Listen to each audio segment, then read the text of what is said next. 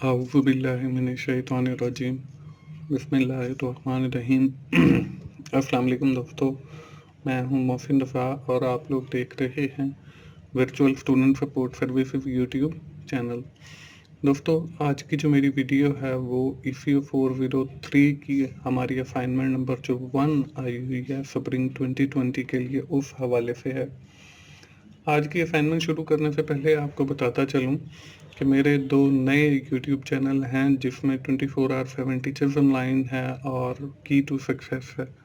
Teachers online के ऊपर आपके जो मुश्किल सब्जेक्ट हैं उसमें ये इकोनॉमिक्स का सब्जेक्ट भी शामिल है, उसके लेक्चर्स अवेलेबल हैं। की टू सक्सेस के ऊपर आपकी एग्ज़ाम की तैयारी के हवाले से मैंने फाइनल टर्म का मटेरियल कुछ अपलोडेड है और कुछ मैंने अभी अपलोड करना है।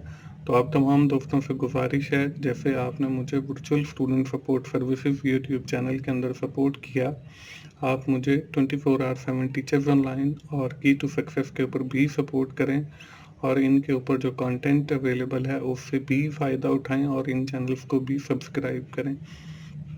बात कर लेते हैं आज की इस वीडियो की।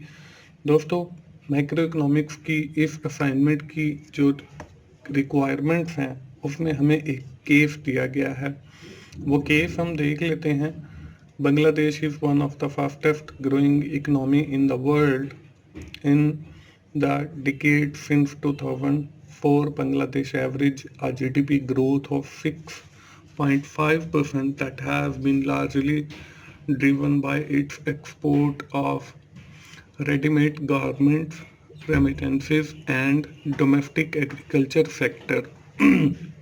According to the World Bank report, Bangladesh has made a remarkable progress in reducing poverty support by sustained economic growth.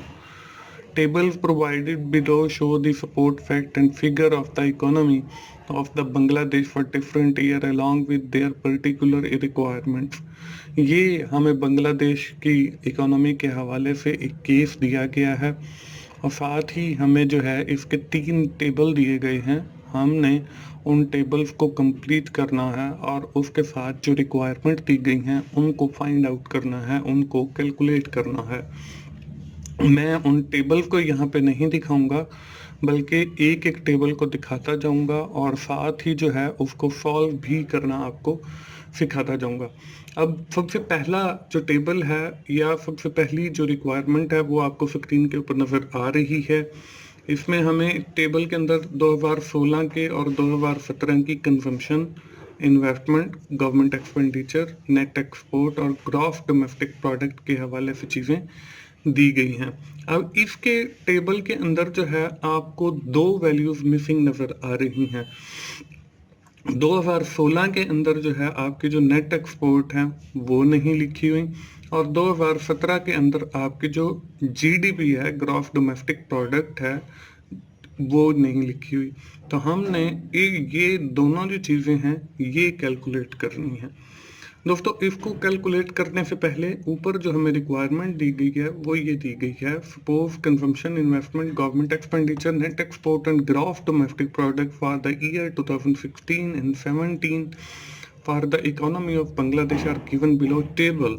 Complete the missing value by using the information. हमने जो इसकी मिसिंग वैल्यू हैं उनको calculate करना है।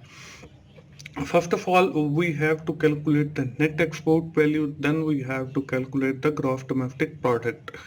तो हम जो है नेट एक्सपोर्ट जो है वो कैलकुलेट करने के लिए हम लोग क्या करते हैं, हम एक फॉर्मूला यूज करते हैं, NX is equal to Y minus C minus I minus G. इसका मतलब ये है नेट एक्सपोर्ट बराबर है हमारी ग्रॉस डोमेस्टिक प्रोडक्ट माइनस हमारी कंजम्पशन माइनस हमारी इन्वेस्टमेंट और माइनस हमारी गवर्नमेंट एक्सपेंडिचर। तो अब देखें कि हमारे पास जो है वो नेट एक्सपोर्ट जो है वो 21,000 कैलकुलेट हुई हैं। तो यहाँ पे भी जो है वो मैंने 21,000 लिख दिया। अब ये जवाब कैसे आया, इसके लिए जो है मैं कैलकुलेटर ओपन करके आपको समझा देता हूँ कि कैसे मतलब ये कैलकुलेट मैंने किया है। फॉर्मूला वही ऊपर वाला यूज़ किया है। कैलकुलेटर के लिए मैंने स्टार्ट के बटन पर क्लिक किया और रन पर गया। रन पर जाने के बाद मैंने FEAL फी लिखा और एंटर कर दिया। अब यहाँ पे देखें जो फॉर्मूला है उसके अंदर हमें बताया गया है कि y जो है हमारे पास ग्रॉस डोमेस्टिक प्रोडक्ट है जो कि है 2,40,000।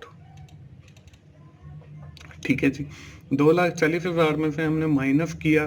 देखें सबसे पहले हमने फी को माइनस करना है, कंजम्पशन को, वो 55,000 है, 55,000 माइनस किया। उसके बाद हमने आई को, इन्वेस्टमेंट को माइनस करना है जो कि हमारे पास 73,000 है, वो 73,000 माइनस किया।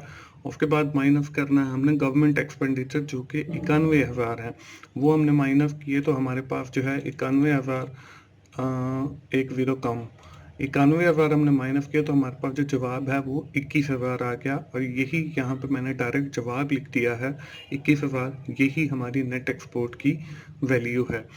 इसके बाद दोस्तों हमने 2017 के लिए जो है वो ग्रॉस डोमेस्टिक प्रोडक्ट निकालनी है, मतलब हमने वाई निकालना है। तो वाई क्या होता है? Gross domestic product is equal to consumption plus investment plus government expenditure और प्लस नेट एक्सपोर्ट। तो हमने इन सारी वैल्यूज़ को जमा करके उसका जवाब, इन सारी वैल्यूज़ को जब हमने जमा किया तो हमारे पास 2,75,000 जो है वो जवाब आ गया। अब 2,75,000 मैंने यहाँ पे लिख दिया, 2,75,000। अब इसको कैसे कैलकुलेट किया वो भी मैं आपको कैलकुलेटर की मदद से समझा देता हूँ। स्टार्ट के बटन पर क्लिक किया और मैं रन पे गया, FEAL कैलकुलेटर लिखा, ओके किया तो मेरे पास कैलकुलेटर आ गया। अब देखिए पहली वैल्यू जो है वो हमारे पास 90,000 है, इसके साथ जमा किया मैंने 80,000, जमा किया फिर 95,000 और फिर जमा किया मैंने 10,000। तो ये हमारे पास 2,75,000 जो है वो आ गया और यही हमारा जो है जवाब है 2,75,000। इस तरीके से दोस्तों हमारी जो रिक्वायरमेंट नंबर 1 है या टेबल नंबर जो 1 है वो कंप्लीट हो जाता है। दोस्तों मैं आपको फिर बताता चलूँ, 24/7 टीचर्स ऑनलाइन पे जाइए, वहाँ पे जो मेरे लेक्चर्स अवेलेबल हैं आप उनसे ज़रूर फ़ायदा उठाएं। और उसका जो URL है मैंने इस वीडियो के डिस्क्रिप्शन में भी ऐड कर दिया है और इस वीडियो के शुरू में भी आपको नज़र आया था। आगे चलते हैं जी टेबल नंबर 2 के ऊपर। अब यहाँ पे क्या है, यहाँ पे हमें जो है दिया गया है keeping in view of hypothetical data different indicator of Bangladesh economy in the given table number 2। हमने लेबर फोर्स कैलकुलेट करनी है फॉर द ईयर ऑफ 2017 और अनएम्प्लॉयमेंट रेट कैलकुलेट करना है, वो भी 2017 का ही कैलकुलेट करना है। यहाँ पे हमें पॉपुलेशन दी गई है, नंबर ऑफ एम्प्लॉयड पर्सन दिए गए हैं, इन्फ्लेशन रेट दिया गया है और इंटरेस्ट रेट दिया गया है। और जो है इसकी मदद से जो है हम लोगों ने वो दो जो है कैलकुलेट करनी है, एक उसमें लेबर फोर्स है और दूसरा उसमें अनएम्प्लॉयमेंट रेट है। तो हम सबसे पहले जो है वो लेबर फोर्स कैलकुलेट कर लेते हैं। लेबर फोर्स को कैलकुलेट करने का जो फॉर्मूला है वो आपको स्क्रीन के ऊपर नज़र आ रहा है। Labour force is equal to employed person और प्लस अनएम्प्लॉयड पर्सन। अब देखें आपके पास जो अनएम्प्लॉयड पर्सन है वो 2 लाख हमें टेबल के अंदर दिए गए हैं और जो एम्प्लॉयड पर्सन है वो हमें 7 लाख दिए गए हैं। तो फॉर्मूला जो है वो यही है, एम्प्लॉयड पर्सन हमारे जो हैं वो 7 लाख हैं और जो अनएम्प्लॉयड पर्सन है वो 2 लाख हैं। तो ये टोटल मिला के जो है हमारा 9 लाख बनता है और 9 लाख जो है वो हमारी लेबर फोर्स है।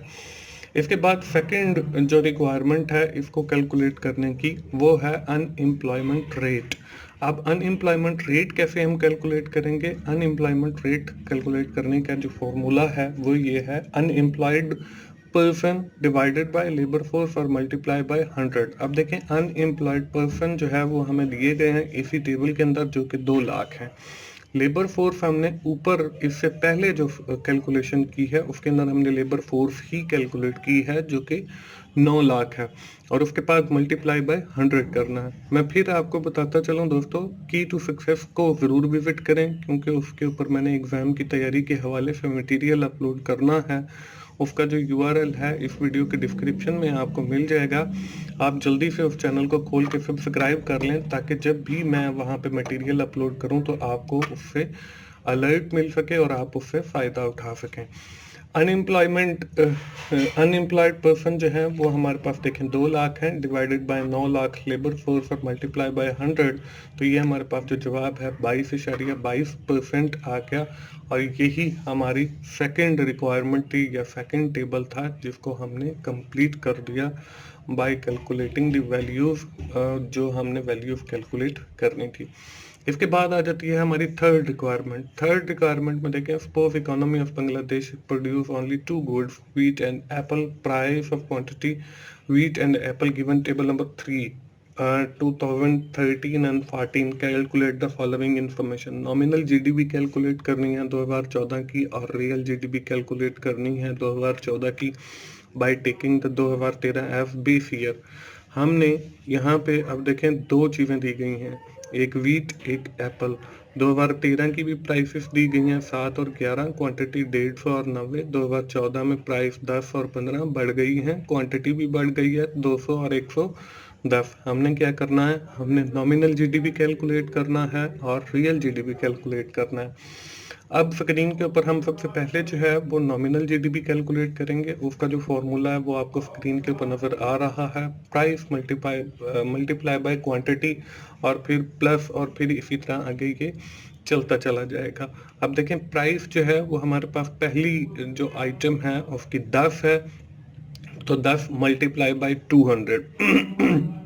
अब ये जितनी प्रोडक्ट होती हैं उतना आगे इसको चलाते चले जाते हैं। फिर जमा किया, दूसरी हमारे पास जो गुड है वो एप्पल है। एप्पल की जो प्राइस है वो 15 है और मल्टीप्लाई बाय 110। जब हमने इसको कैलकुलेट किया तो वो हमारे पास जो जवाब है वो 3650 आ गया। मैंने यहाँ पे डायरेक्ट कैलकुलेशन इसलिए कर दिए कि हर बंदा अपने हिसाब से इसको देखे, वरना लोग यही करते हैं कि कॉपी कर देते हैं। इसके बाद दोस्तों मैं आपको बताता चलूँ 24/7 टीचर्स ऑनलाइन को ज़रूर विजिट करें, वहाँ पे इकोनॉमिक्स के भी लेक्चर अवेलेबल हैं, आप उन लेक्चर से ज़रूर फ़ायदा उठाएं। उसका जो URL है वो मैंने डिस्क्रिप्शन में ऐड कर दिया।